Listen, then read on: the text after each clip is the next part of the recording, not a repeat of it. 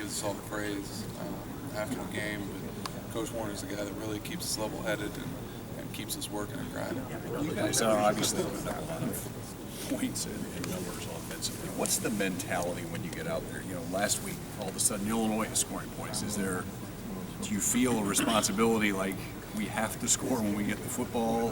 And I asked that too because Indiana, they didn't last week, but they've been scoring pretty much on everybody. Do you as an offense go out in a game like this with the mentality we need to score a lot of points? Yeah, I mean that's just innate in who we are. Every week we go out there thinking we got to score a lot of points regardless. That's the goal of our offense. If it were to do something else, then we'd be focusing on that. The primary goal of any offense is to score a lot of points. And our expectation is higher than a lot of other people's out there. And I mean, 60 to 35, we came off the field, and honestly, the feeling in the locker room was we didn't play good. And in other programs across the country, that would be an amazing victory. And everybody say, "Oh, they put up 60 points. Look at that." Defense, but offense, 60 points. But right now, I can tell you the offense's expectations were to score a lot more than 60, considering the way they played. What did you feel like you left on the field? I mean, there were a lot of 3 and outs. Yeah. Is that what you were feeling? A lot of 3 and outs, a lot of missed simple assignments. I didn't play a very good game. I can tell you, I can just speak for myself saying that. There were a lot of simple things that we didn't do right. There were a lot of, we hardly, I don't know how many passing yards we had at the end of the day, like 100, under 200, 150, yeah. So, I mean, that's, our throwing game needs to get better. I know the win and everything, but nobody cares about the win at the end of the day. There were a lot of mistakes that we had. I didn't play a good game. I know a couple other guys on the team that could say they didn't play a good game. And that's why we feel that. Corey, what was it like in the third quarter, though, like when it's 35-21 and it's all of a sudden a little bit of a ball game? You guys are the third-ranked team in the country, expected to go kind of handle business. What was the feeling like in the huddle on the field? What you guys we got to score. I don't think we ever felt like that game was out of control or that we were going to lose that game.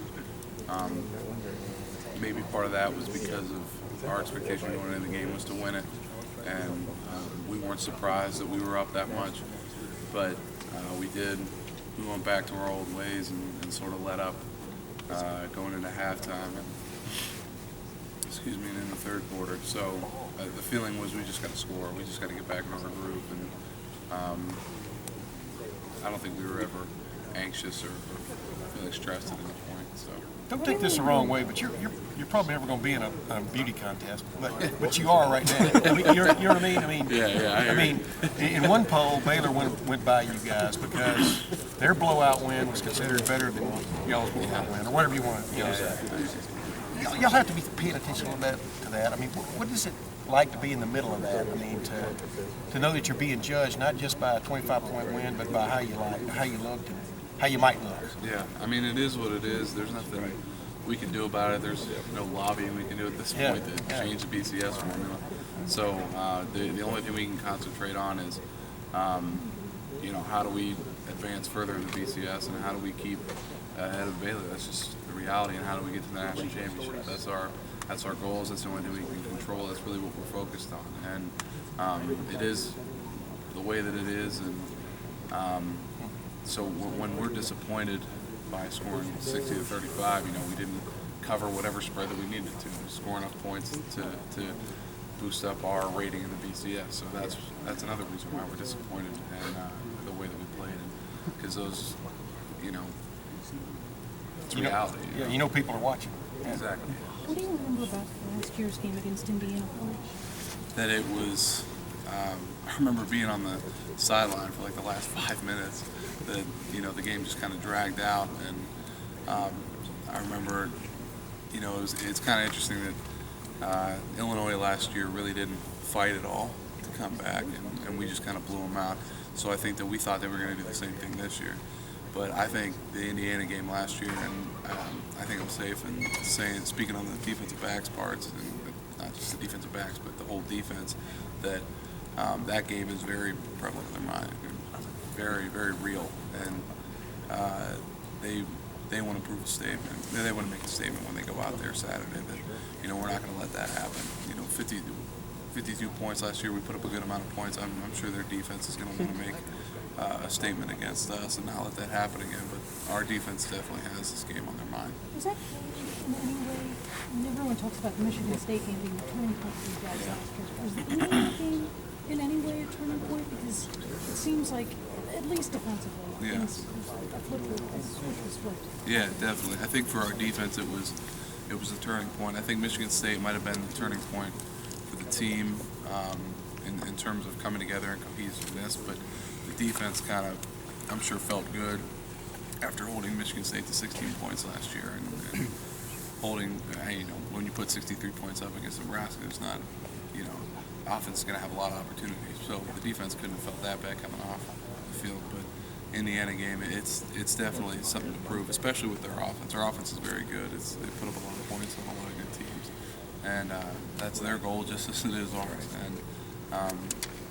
it was. I'd say last year was a turning point for the defense. I'm sure this year they're going to want to do the same thing. Corey, with the way that Carlos and Braxton are both running the ball right now, and the way you guys are blocking up front, how are defenses defending the read plays in the run game? They're doing it pretty well. I don't want to go into specifics and sound like an idiot, but from what I understand from our coaches, they're doing it pretty well. Purdue had a pretty good answer to some of our read game. We put up some good passing numbers against them because we were able to exploit them in certain areas. But Purdue and Illinois both had good answers to our read game and some of our zones that we like to hit.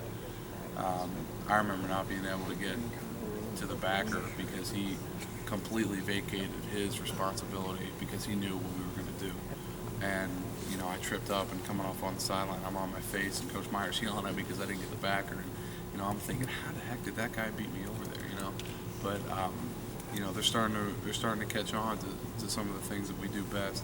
And, that's only going to be a greater challenge to our offense and our offensive coordinators and, to come up with even more, a better game plan. Not a better game plan, but just like, answers to their answers, Well, I wanted to ask you about Carlos. So we asked Jack this earlier. Two things, just the way he's running the ball right now, what's unique about him. And the other thing is if there are moments where he's getting a full head of steam and you all have your back to him and he might run into you or run over you. Do you have a specific story you remember of getting hit by him, what it felt like, what it must feel like for a defender to try to stop him? You can't even see him and he hits you. Any story that stands out to you? I actually do.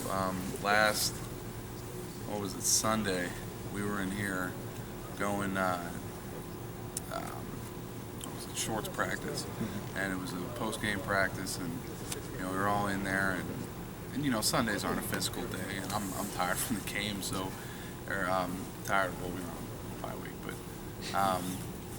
we're going through, maybe it was 2 Sundays ago, regardless.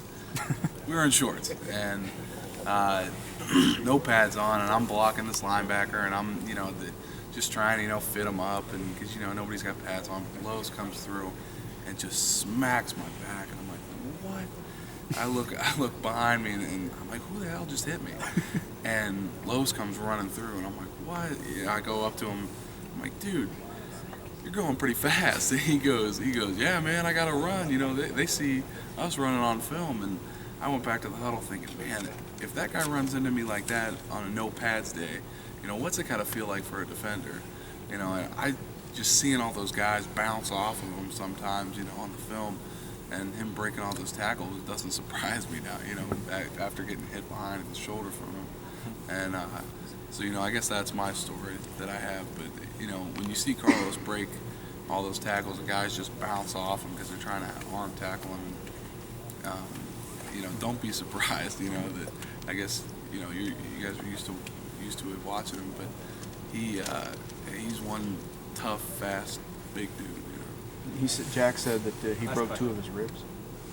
Oh, did he? Oh, yeah, he did. Yeah, 2 years ago. Yeah, at Nebraska. I remember that. I think it was Nebraska. But regardless, yeah. There you go. Hey, Corey, just real quick, as an Ohio guy, Ohio State Ohio Dominican and Mount Union each have the longest winning streaks in their divisions in football. Does that say anything about Ohio football, or what's something like that mean? Anything? I guess. I mean, we have a lot of Ohio guys on our team. I'm sure they have a lot of Ohio guys on their team too. Play some good football in the state. If you were down in the southeast, would they make a bigger deal about it? No comment. Cool. Thank